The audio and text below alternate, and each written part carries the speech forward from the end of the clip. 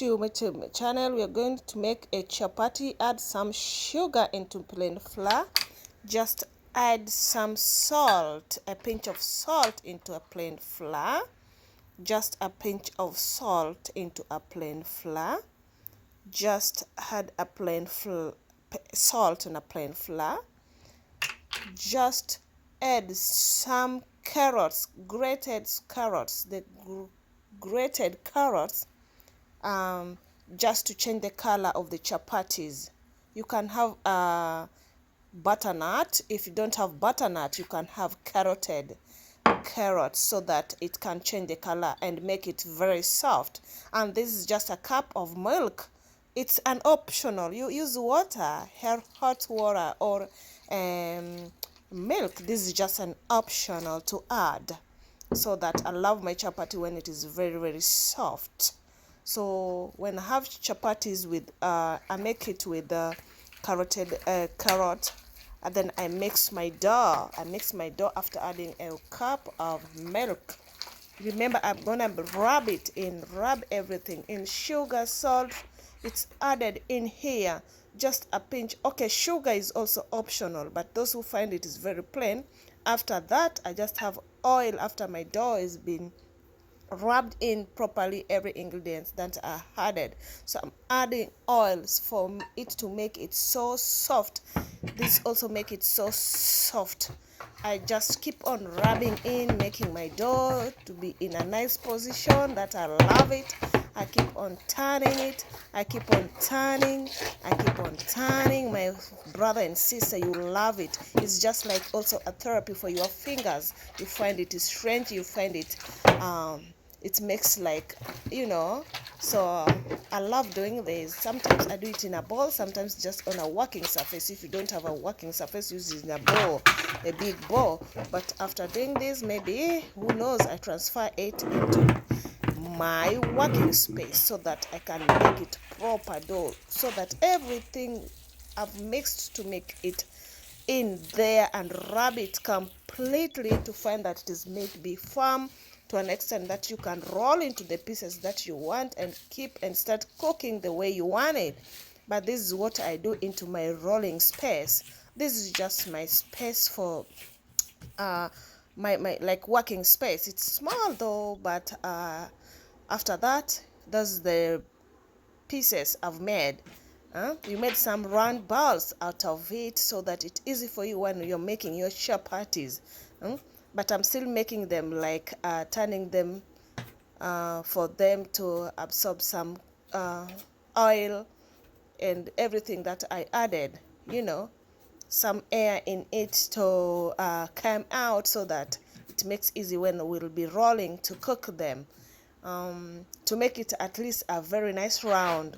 Although I'm not that perfect in round, but I try to make chapatis round the way I love it.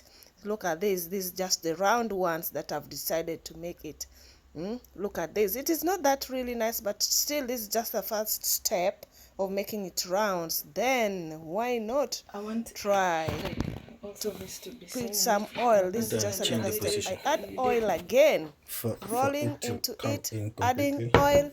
Every piece. You make sure you have oil, enough oil. That is what take this. That's just bowl. I was trying to show you the bowl that it has left clean. I've not washed it. It's just because I was using oil.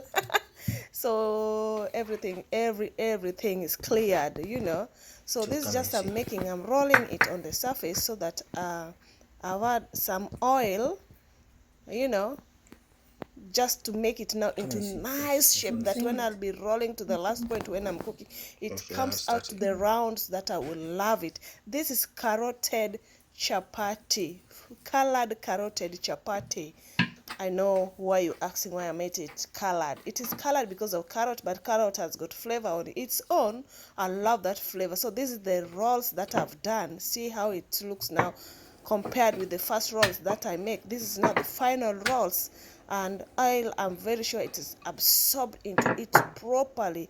The carrot is gone. Can you see even carrot in it? You can't tell there was carrot there. And after cooking is when you realize the color has changed. It's not that white because of the carrot. That's my oil. Also, you need an oil for cooking, for rolling. oil is everything while cooking chapati for it to be soft. So this is just adding a flour, notice, to make it easy for me to roll, or also not to be sticky on surface. That's why I'm using some kind of a plain flour, of course, to roll it on. The same flour you use while cooking, you leave it some. If you don't have plenty, just try to leave it so that you have it easy time while making some rolls. Look at that. The rounds are very nice. You may think they're yummy, ready to eat, but not ready cooked. So this is just the steps. When you want to cook chapati, the most important is steps. Leave alone the frying one is just easy. Everyone can fry. Can shallow fry. By the way, chapatis, we shallow fry them. We don't deep fry, or we don't froze them. You don't put them in the oven, but we just dip them, fry a little oil, and we go on. Look at this, still making rolls. I'm showing this is the most difficult when making chapati. Cooking, never mind. So I didn't record cooking because it's just easy. After this, just put in the pan, then it is cooked. But let's see what next. After all, my girls, my peoples, my friends, this is anybody who is willing to cook chapati. Just follow these instructions. You will see how we make our chapatis.